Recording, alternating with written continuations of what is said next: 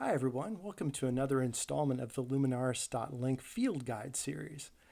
Last time we looked at annotating student documents, marking up their papers and providing them feedback on their work. I've gotten a few requests for a tool that helps you to annotate PDFs more that for your reading and note-taking for yourself. And so this episode, we're going to focus on a PDF annotation tool. So there's going to be some crossover with the last episode, but it is a little bit of a different use case. So imagine if you're like me, you read a lot of documents, PDF files, and maybe PowerPoint slides and things like that you want to mark up and save those notes for future reference. So, for example, I'm working on a literature review right now related to deeper learning and reading a number of different articles, and I wanted to highlight and annotate those. I want to be able to pull out key figures and ideas and things from that. So I found a tool that I like really well, and that's called PDF Expert. I've used a number of different ones. I also like Annotate PDF quite a bit, but PDF Expert seems to work really well for a few different reasons, and thought I'd show you just to take a quick look through the application so you can see what you can do and see if it would meet your needs. As always, the link to these different applications will be in the notes along with this blog post today, so please feel free to get that and to take a quicker look at it. And I'll offer some alternative PDF annotation tools as well. For today, the version of PDF Expert that I'll be using is an iOS app on my iPad Pro, and I'll be using the pencil with this for the demonstration. But know that if you don't have the Pro or you don't have the pencil, you can still use any stylus and do the same kind of work I'm doing. The pencil works really well for fine detail in your handwritten notes or drawings and things, but it works really well with the stylus. So as you can see, PDF Expert has earned a place on my dock down below. It's a tool that I use quite frequently. So I'm going to go ahead and open it up. And one of the things right off the bat that I like about this is that you can organize documents into folders. So I have a folder for EdTech where I collect articles and research papers and things related to educational technology courses that I'm teaching. I have one for college teaching, so as the focus of Luminaris.link, I save a lot of resources here and mark them up. Got a number of different folders. I'll walk you through one in deep learning. The other thing I really like about this particular tool is it works with Dropbox, with Google Drive, and Box. So all three of the key sorts of tools that I use frequently to online storage services all integrates well. There's a way also to do it with OneDrive that doesn't work maybe quite as well, but still gets the job done. Nice thing about these is as I import a file from Box, the changes that I make are saved on my iPad as well as back in my folder in Box. So it's a really great way to kind of keep things organized and tied together. So let's pop into the deep learning folder here. You can see that you can have subfolders within those main level folders. You can have as many documents as you like. I'll pop into to one here. So up at the top, you see there's just a few different options here for annotations. So if I click on the one in the center there, I just have some options about the look of the of how the text shows up and so forth, and I can adjust my brightness, and I can choose whether I scroll horizontally or vertically. The one on the left is really the one that you spend most time in, and that pops out a menu to your on the left-hand side of the screen there. And as you can see in this particular document, I've got some highlighted text.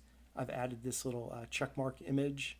I've drawn this red box around that figure of blue squares there. You can also add handwritten annotations as well. But you can see this is really helps you to zero in on your notes very quickly. And down at the bottom, I can scroll through my pages very quickly to see all my different annotations here. So it's a nice way if I'm looking for a particular page of my document. This came in handy for me a few weeks ago where I had marked up a student's dissertation proposal using PDF Expert, and I was able to kind of quickly zero in on my notes that I wanted to talk about in that defense. So it works out really well. Just to give you a sense, it works just like you think it would. So if you select the highlighter, you can then highlight any text, and it works just like selecting in an iOS app. So I can select that text I want. Of course, if it doesn't mark it just how I want to, I can click the undo button and get rid of it.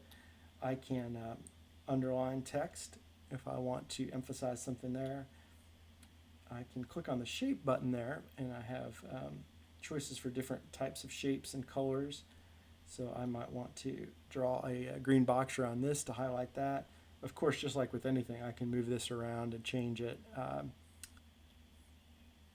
I can type notes in as well. So I just click on that, click anywhere on the page, and I can type my note in. And of course, just as you can imagine, I can change that, the size and font and color and so forth to be whatever I want. And it works really well. All that becomes then embedded in the document. Another nice thing I like are these little stamps. This actually is really helpful for if there's a something I want to make sure I come back to. I can just click anywhere I want on the screen. I've used that. I've selected a few different icons that work well for me, but then that way if I'm scrolling through a document, I can quickly come back and see. I can see that really easily as I'm scrolling, that brings my attention to that particular page. I can also type in a note. So this pops up like a little bit of a post-it note here, and I can add that. And then when I click off of it, I click on it to expand. So this is something if I don't want to make a longer note in the document, but I don't want to cover up a lot of the text. This is a nice option to do as well. And those are really the features that I use most frequently. It works really seamlessly. It's quick and easy to scroll through.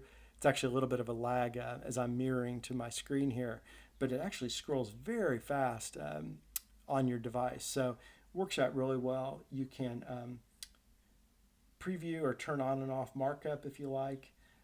And then finally, a nice thing is I can send this via email. I can print it. I can open it in another program if I'd like. So I can either, the document with editable annotations, that's going to be limited to where I can send that. But if I do a flattened copy, what that does is it flattens all my notes in that particular document. And then I could save it, anywhere. I could save it to, if I want to put this in a box folder there, I could do that. Maybe a different folder than where I started. I can put it in Evernote. I can, add it to my notes in Apple. So it's really versatile to kind of get that very quickly off your device as well.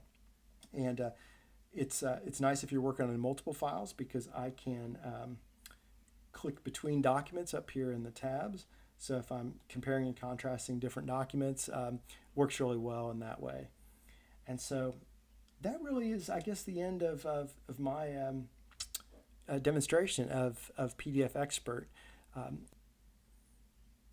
I do want to show you just one thing, one difference between the other app that I mentioned, and that's I Annotate PDF. So that's another one I use and really like as well. Works similar. I don't like it. The PDF Expert has a little bit better integration with different services to import and save your annotations and so forth. And I like the way that PDF Expert organizes your documents a little bit better. But I Annotate has one really interesting feature that, as far as I know, is unique among PDF annotation tools, and that is to be able to add a sound clip. So this is an interesting, maybe not so much for documents that I'm reading that I want to make notes to myself, but if I import a PDF file of student work into this document, I can click somewhere on the document and actually record a voice comment that the students then can listen to, that they can listen back to, and so I can give them feedback with my voice rather than just through text.